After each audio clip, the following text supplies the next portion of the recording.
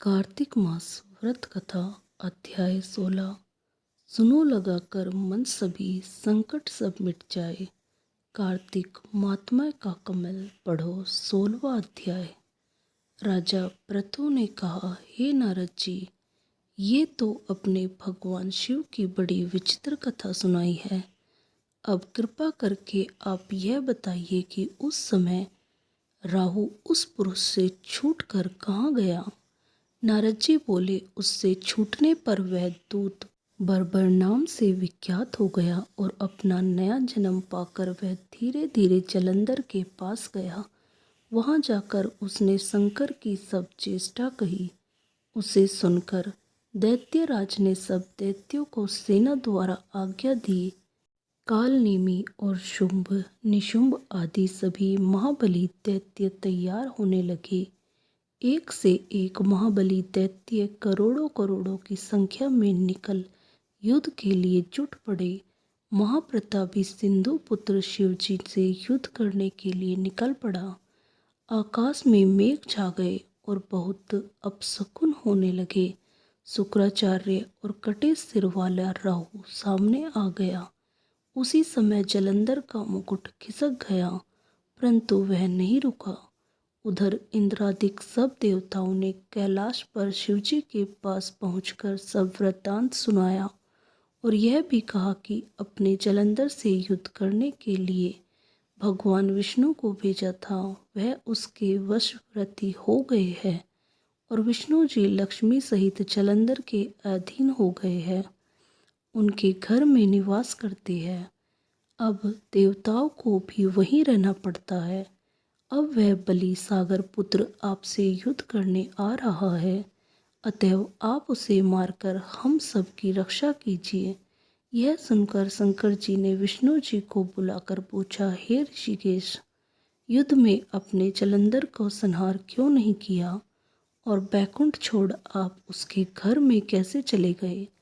यह सुनकर विष्णु जी ने हाथ जोड़कर नम्रतापूर्वक भगवान शंकर से कहा, उससे आपका अंशी और लक्ष्मी का भ्राता होने के कारण मैंने नहीं मारा है। यह बड़ा वीर और देवताओं से अजय है। इस पर मुग्ध होकर मैं उसके घर में निवास करने लगा हूँ। विष्णु जी के इन वचनों को सुनकर शंकर जी हंस पड़े। उन्होंने कहा कि हे विष्णु, आप यह क्या कहते हैं। मैं उस दैत्य जलंधर का अवश्य मारूंगा। अब आप सभी देवता जलंधर को मेरे द्वारा ही मारा गया जान अपने स्थान को जाइए।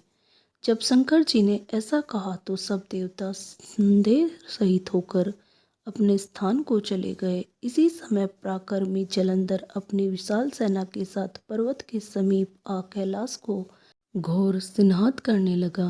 दैत्यों के नाद और कोलाहल को सुनकर शिवजी ने नंदी आदि गणों को उससे युद्ध करने की आज्ञा प्रदान की।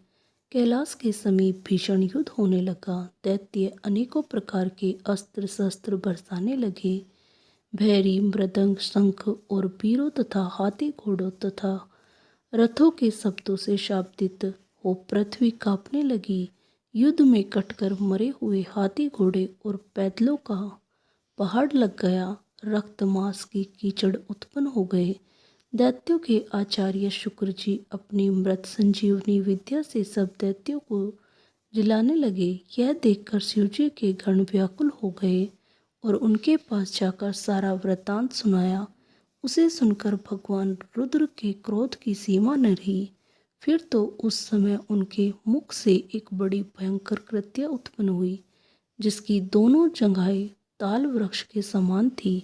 वह युद्ध भूमि में जा सब असुरों का चरण करने लग गई और फिर वह शुक्राचार्य के समीप पहुंची और शीघ्र ही अपनी योनि में गुप्त कर लिया।